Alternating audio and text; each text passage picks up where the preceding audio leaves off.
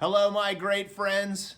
Super excited to be here with you today. Today's lesson to get out of the porta potty to lead your best life kind of makes me hungry. And the lesson is on mindset, the attitude that we need to have each day when we walk out the door so that our best is yet to come. I know from working with lots and lots of people, when the alarm clock goes off in the morning, a lot of people hit snooze one time, two times, 10 times, and they kind of have an attitude of, good God, morning. I hope nothing too bad happens today.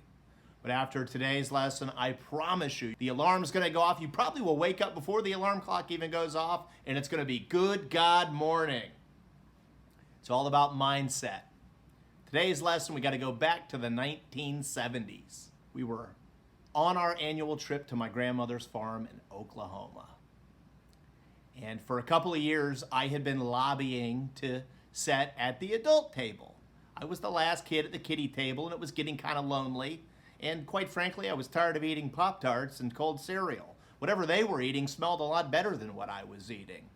And on the way to Grandma's that year, my mom turned around in the back seat. I love my mom. And she said, son, this year you get to sit at the adult table.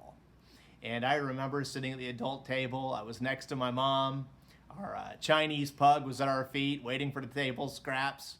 And my grandmother was kind of a larger lady. And I say that very lovingly. She was kind of a larger lady. And she had kind of lost her eyesight by the time I had gotten to the adult table. Now I tell you that because when my plate of food landed, I was looking at the scrambled eggs, and I like scrambled eggs, but these seemed to have a lot of shells in them. And then there was this piece of ham, and I always thought ham had smelled so good, but when I actually saw a piece of ham on my plate, there seemed to be like more fat than actual meat, and I was kind of a rambunctious at this point, and I was about to holler a protest when my mom quietly placed her hand over my mouth, and she gave me a real gentle shh. She didn't want to upset my grandmother. So my mom helped me clear my plate. She helped me clear my plate by feeding it to Susie underneath the table. Susie gained a lot of weight that summer. And after we cleared my plate, my mom said, you're going to love what comes next. And as if on cue, the alarm went off, signaling that something was done in the oven. My grandmother put her apron on, and she kind of hobbled over to the stove. It was in this beautiful brick wall, and she pulled it open, and this smell wafted through the kitchen that had me drooling like one of Pavlov's dogs. And this plate was brought over to me that had a done legendary family recipe. And it was my grandmother's famous cinnamon rolls. I didn't eat one cinnamon roll that morning, and they were quite large, like the ones at Cinnabon. I think the count went up to 6. And I had this huge kind of sugar rush, sugar crash, and I started to get nauseated. And my mother took me outside. And we were walking through my grandmother's cotton fields. I was a young man here. My mom must have thought I was, kind of Einsteinian in my intelligence level. And she threw this lesson at me. She said, son, I want you to think of those scrambled eggs and ham for a moment. In life, there's going to be some things that you're going to have to go through that don't taste so good. And she says, son, when that happens, I want you to remember the cinnamon rolls. I said, Mom, what do you mean, remember the cinnamon rolls? She said, son, sometimes in life you're going to have to go through some things that taste pretty bad. But I always want you to remember, son, that the best is yet to come. I always want you to remember, son, that the best is yet to come. And in your lives, I know you're going to go through some things that are going to taste pretty bad. I know I did. You've seen it in some of the videos. But I want you to always remember, those things aren't happening to you. They are happening for you.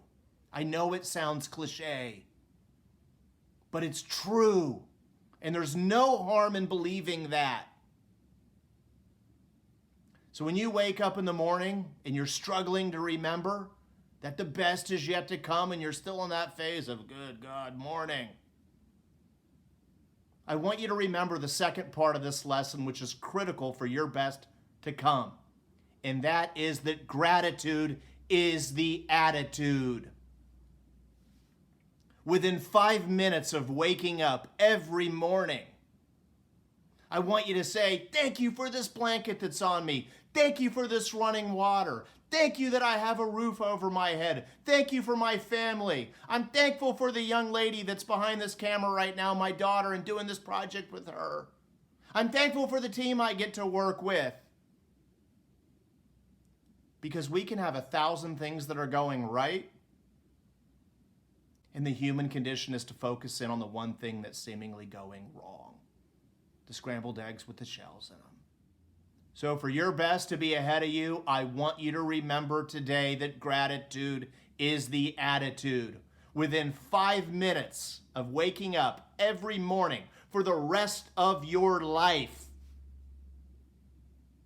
yell out with emotion 5 things, 10 things that you're thankful for. And if what you're thankful for is a person, there's a second step. You make sure they know how important they are to you, and you never leave the house without telling them, and you never go to bed without telling them. And I promise you, if you do this, you will get out of the porta potty, and your best will be yet to come. Gratitude is the attitude. Do you know what I'm thankful for? I'm thankful for each and every one of you because you are all awesome. Your best is yet to come. So please keep tuning in for our weekly content.